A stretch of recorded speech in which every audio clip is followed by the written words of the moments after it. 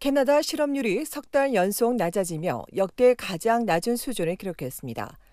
신규 취업자 수는 시장 예상의 절반에 미치지 못했지만 실업률은 역대 최저치로 떨어졌습니다. 오늘 연방통계청이 발표한 바에 따르면 4월 캐나다 전국에서 일자리 15,300여 개가 늘었습니다.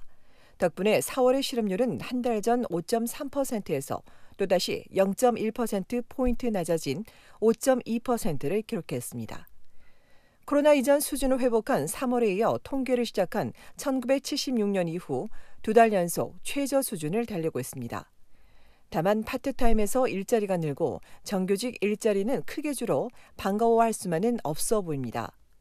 온타리오주에선 정규직 15,000여 개가 사라지고 파트타임 3만여 개가 늘었지만 구직자도 늘며 실업률이 전달 5.3%에서 다시 5.4%로 올랐습니다. 특히 온주에선 도소매 분야에서 많은 일자리가 사라졌고 금융과 보험, 비즈니스, 의료, 사회복지도 감소했습니다. 브리티시 콜롬비아주도 정규직에서 파트타임보다 많은 6,900여 명이 실직하며 실업률이 전달 5.1%에서 5.4%로 악화됐습니다. 퀘벡주도 건설 분야 등에서 2만 6천여 명이 실직했는데 이에 반해 알버타주는 정규직과 파트타임에서 1만 6천여 개 일자리가 늘며 실업률이 전달 6.5%에서 5.9%로 낮아졌습니다. 전국 15세에서 24세 청년 실업률은 전달 9.8%에서 10.1%로 다시 높아졌습니다. 지난달엔 전문, 과학, 기술 서비스와 공공행정, 교육과 문화, 레크레이션 부문에서 늘었으며 반대로 건설과 도소매, 의료와 사회복지 분야에서 줄었습니다. 시급은 오른 데 반해 근무 시간이 줄었으며 재택근무자도 1월 24.3%에서 19%로 계속 감소하고 있습니다. 대도시별 실업률을 보면 온주 토론토는 6.4%, BC 밴쿠버 5.6%, 알버타 캘거리 7.2%, 에드먼턴 6.9%, 퀘벡 몬트리올은 4.8%입니다. 캐나다의 실업률은 코로나 팬데믹이 터진 2020년 5월 13.4%까지 악화됐다가 꾸준히 낮아지고 있습니다.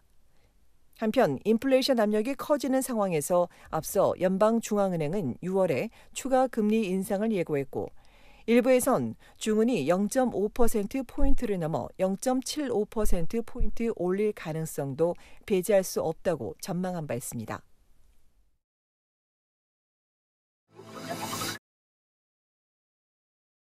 온타리오주 광역 토론토의 기름값이 이르면 다음 주, 늦어도 빅토리아데이 연휴까지 리터당 $2에 달할 것이란 전망이 나왔습니다.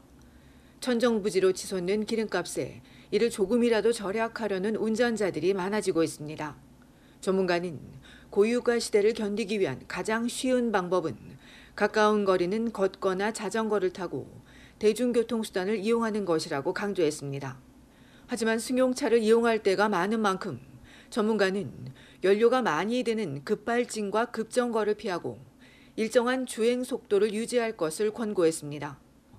대부분 차량은 시속 50km에서 80km로 주행할 때 연료 효율이 가장 높습니다.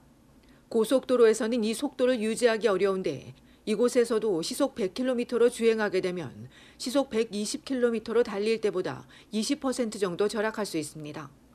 또 트렁크는 최대한 가볍게 하고 주유할 때도 최소한 눈금이 한 칸 이상 남았을 때 기름을 넣고 차가 무거워지지 않도록 가득 채우기보다는 70에서 80% 정도에 맞추는 것이 적당하다고 설명했습니다. 타이어 공기압도 부족한 상태일 경우 불필요한 기름이 소모되기 때문에 해당 차에 맞도록 유지하는 것이 좋습니다. 도심에선 에어컨 대신 자연바람으로 대체하고 고속도로에서도 환기 시스템이나 에어컨 옵션을 켜는 것이 더 경제적입니다. 전문가들은 기름값 절약의 왕도는 없다며 다만 일상생활 속에서 연비를 높이는 운전 습관을 통해 기름값을 아낄 수 있다고 전했습니다.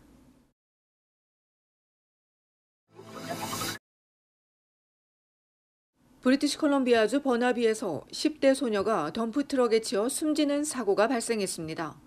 어제 낮 3시 30분쯤 버나비 11번 애비뉴와 16번 스트릿을 걸어가던 14세 소녀가 덤프트럭에 치여 그 자리에서 숨졌습니다.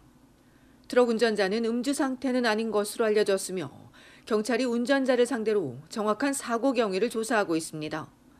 이어 이날 오후 3시에서 4시 사이 사고 현장을 목격했거나 현장 주변이 담긴 대시캠 비디오를 소지한 운전자의 제보를 요청했습니다.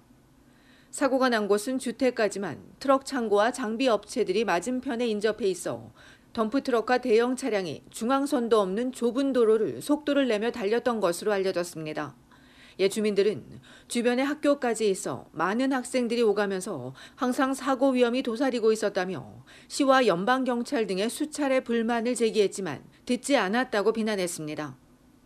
온타리오주 해밀턴에선 40대 버스 운전자가 숨지는 사고가 있었습니다. 어제 낮 2시쯤 메인스트리트 웨스트에서 버스를 멈추고 내린 49세 여성 운전자가 79세 남성이 몰던 혼다 시빅에 부딪혀 병원으로 이송됐으나 끝내 숨졌습니다. 경찰은 혼다 운전자가 중심을 잃고 도로를 벗어나 피해자와 건물을 잇따라 들이받았다며 운전자를 대상으로 사고 원인을 조사하고 있다고 전했습니다. 이번 사고 역시 음주가 원인은 아닌 것으로 전해졌습니다. 앞서 놀수역 서쪽에서 발생한 전기 스쿠터 뺑소니 사고와 관련해선 용의자가 붙잡혔습니다. 브래포드에 거주하는 21세 남성으로 뺑소니와 난폭 상해 등의 혐의를 받고 있습니다. 이 뺑소니 운전자는 스쿠터를 몰고 가던 41세 남성을 들이받은 뒤 내뺐으며 경찰이 차량 전면이 파손된 오래된 검은색의 혼다 시빅 차량을 추적하고 있습니다.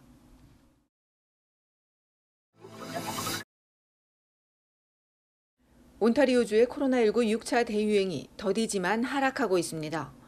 다만 광역 토론토는 이제서야 줄기 시작한 것으로 하수 검사 결과 드러났습니다. 또 장기 요양원 200여 곳과 양로원 170여 곳에서도 감염자가 나오고 있어 아직 안심할 단계는 아닙니다. 온주 당국에 따르면 입원 환자는 1,662명, 위중증 환자는 210명입니다. 이 밖에 토론토에선 60세 이상 주민의 절반이 4차 접종을 마쳤습니다.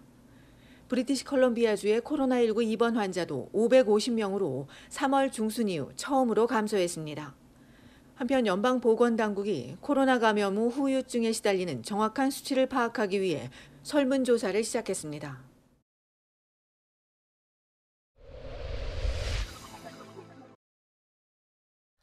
윤석열 대통령 당선인이 저스틴 트루도 연방총리와 전화통화를 갖고 공급망 안정화 등 양국 협력 강화 방안을 논의했습니다.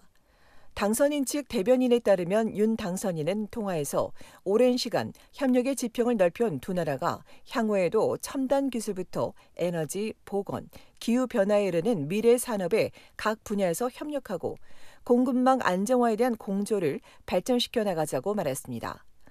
이어 내년 수교 60주년을 맞이하는 한국과 캐나다의 관계가 한 단계 더 도약하게 될 것이라며 북핵 문제 등에 관련해서도 양국이 공통으로 추구하는 국제 규범과 가치를 지켜나가자고 덧붙였습니다. 이에 트루도 총리는 가까운 시일 안에 윤 당선인과 만나 협의할 것을 기대한다며 오는 11월 인도네시아에서 개최되는 주요 20개국 G20 정상회의에서 코로나 이후의 경제 회복과 세계 평화, 번영 증진을 목표로 하는 양국의 단합을 확인하게 될 것이라고 화답했다고 전했습니다.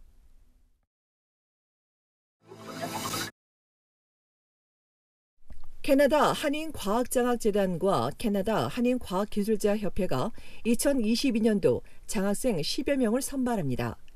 SK그룹 장학생과 의료법인 고려의료재단 장학생 각각 1명에게 $3,000씩이 주어지고 모감과학장학재단과 CS윈드 장학생 2명에겐 각각 $2,000씩, 이외 이경석 장학금 등을 통해서도 $1,000의 장학금을 제공할 계획입니다.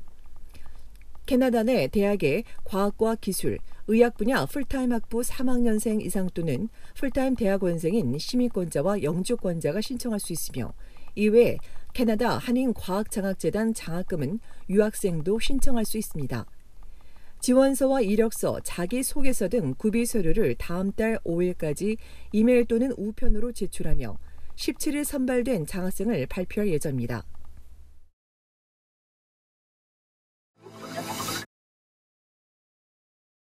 가장 흔하게 사용돼서 해킹에 취약한 인터넷 비밀번호는 숫자 123456인 것으로 나타났습니다.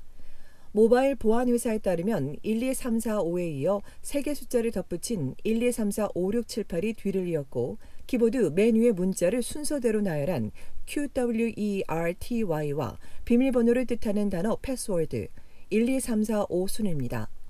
세계 암호의 날을 맞아 조사한 결과 인터넷 사용자들이 복잡하고 헷갈린다는 이유로 비밀번호를 단순하게 만들어 여러 사이트에 중복 사용하고 있다며 사이버 범죄 피해를 막으려면 대문자와 소문자, 기호를 포함하고 익숙하지 않은 단어 조합으로 길게 만들 것을 조언했습니다.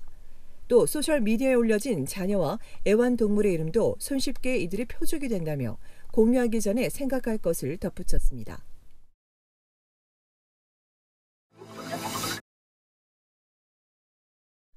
블루제이스 야구팬과 양키스 열혈팬 소년의 아름다운 이야기가 전 세계에서 화제가 되고 있습니다. 이야기는 온타리오주 토론토에 살지만 양키스 팬인 9살 데릭 로드리게스 군이 지난 화요일 로저스 센터에서 열린 경기에서 제이스 팬인 마이크 렌즐 로타시로부터 홈런공을 받으면서 시작됐습니다.